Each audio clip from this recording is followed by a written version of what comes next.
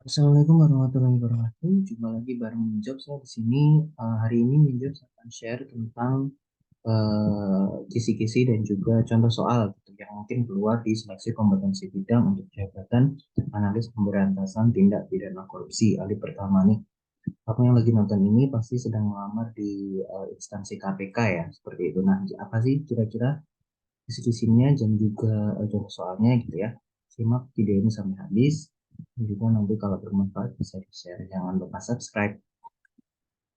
Kisi-kisinya untuk jabatan analis pemberantasan tindak pidana korupsi itu kurang lebih untuk kemampuan umumnya ada perencanaan program, pemantauan dan evaluasi program, pengolahan data dan informasi pemberantasan tindak pidana korupsi, dan juga advokasi kebijakan bidang pemberantasan tindak pidana korupsi. Nah, kompetensi khususnya untuk khusus yang analis, ahli pertama itu adalah penyusunan kebijakan, terus diseminasi program seperti memberikan apa namanya sosialisasi seperti itu, terus penyelenggaraan program pendidikan, pelatihan, sertifikasi, sosialisasi, kampanye anti korupsi dan pembinaan peran serta masyarakat, terus fasilitasi penegakan kode etik dan kode perilaku KPK. Itu untuk analis pemberantasan tindak pidana korupsi. Nah, contohnya apa ya soalnya ya? Yang pertama adalah berdasarkan peraturan KPK nomor 5 KPK tahun 2006 tentang kode etik pegawai KPK menetapkan 7 nilai dasar pribadi, yaitu berikut ini kecuali yang salah kira-kira yang mana? Integritas, loyalitas, inovasi atau produktivitas. Kode etik pegawai KPK untuk PNS, CPNS KPK ya ini, instansinya KPK. Yaitu loyalitas ya, yang tidak masuk gitu ya. Jadi 7 nilai dasarnya itu adalah integritas, profesionalisme, inovasi, transparansi, produktivitas, religiusitas, dan kepemimpinan. Itu adalah kode etiknya pegawai KPK. Seperti itu ya, bisa diingat-ingat. Next, nomor 2. Peraturan KPK yang menjelaskan tentang nilai-nilai dasar pribadi, kode etik, dan pedoman perilaku KPK adalah di nomor berapa nih peraturan yang menjelaskan tentang kode etik, nilai dasar pribadi, pedoman perilaku. Kalau kamu pengen cari dulu, searching gitu atau belajar gitu ya, boleh di pause ataupun di screenshot ya. Jawabannya adalah nomor 7 tahun 2013. Nah, ini tentang nilai dasar pribadi, kode etik, dan pedoman perilaku KPK. Next, prinsip penegakan etika terdiri dari beberapa hal ini, kecuali mana?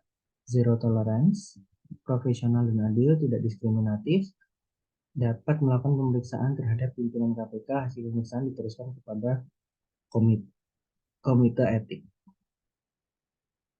Yang salah adalah yang untuk prinsip penegakan etika, yaitu profesional dan adil. Jadi prinsip penegakan etika itu ada zero tolerance, tidak diskriminatif, dan ini PI dapat melakukan pemeriksaan terhadap pimpinan KPK.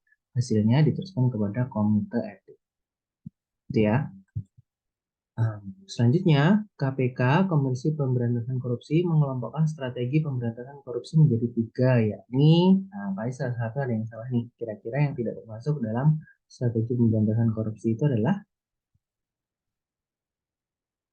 ya, fasilitasi ya, gitu. Jadi, yang termasuk strategi pemberantasan korupsi itu adalah represif, perbaikan sistem, dan juga edukasi dan kampanye.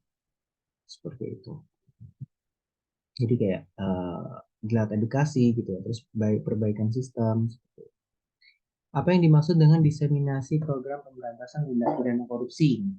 Karena memang salah satu tugasnya ya, seperti itu. Apakah penghancuran bukti, penyebaran informasi, pembentukan investigasi, atau pemberian hukuman kepada pelaku?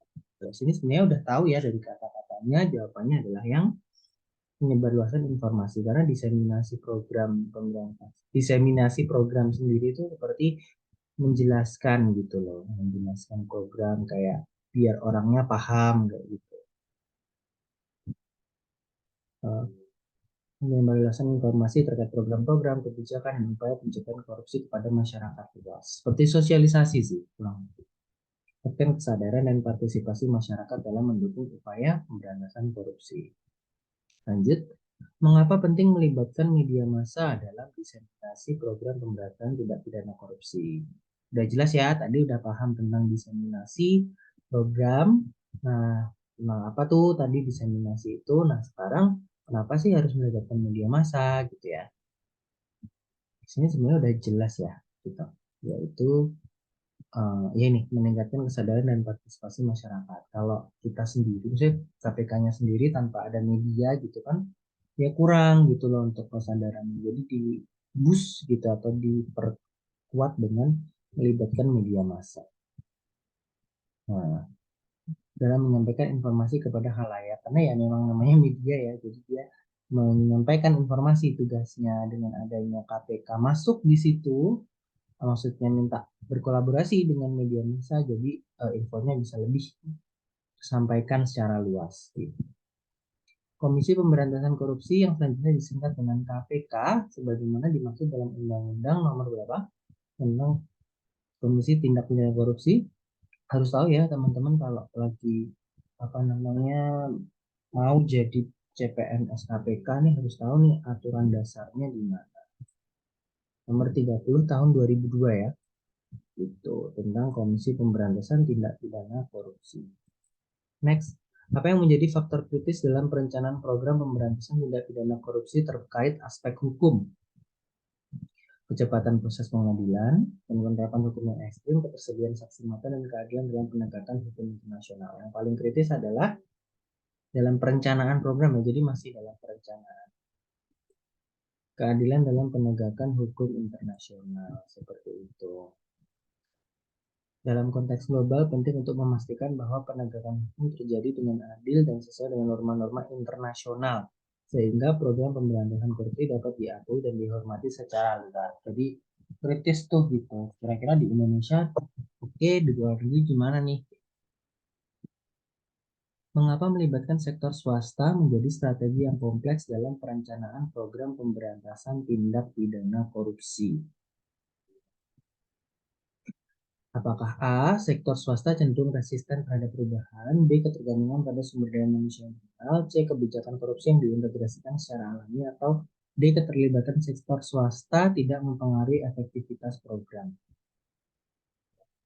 Yang positif jawabannya adalah oh ya, menjadi strategi yang kompleks gitu ya, karena ya sektor swasta cenderung resisten terhadap perubahan.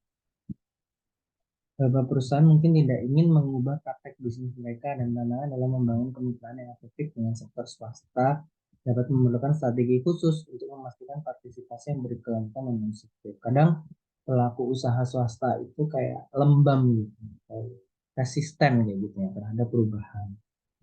Dia kayak udah nyaman dengan apa yang dilakukan, ya udah dilakukan terus.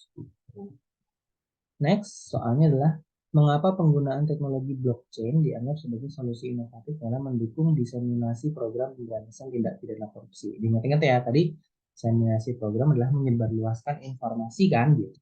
Sekarang bisa pakai blockchain nih gitu. Eh, dengan apa gitu ya? Gue kira jawabannya yang B ya, meningkatkan transformasi dan keamanan informasi ya. Karena dengan adanya blockchain semua jejak digitalnya bisa terdeteksi kan. Gitu. Nah, transparansi dan keamanan informasi.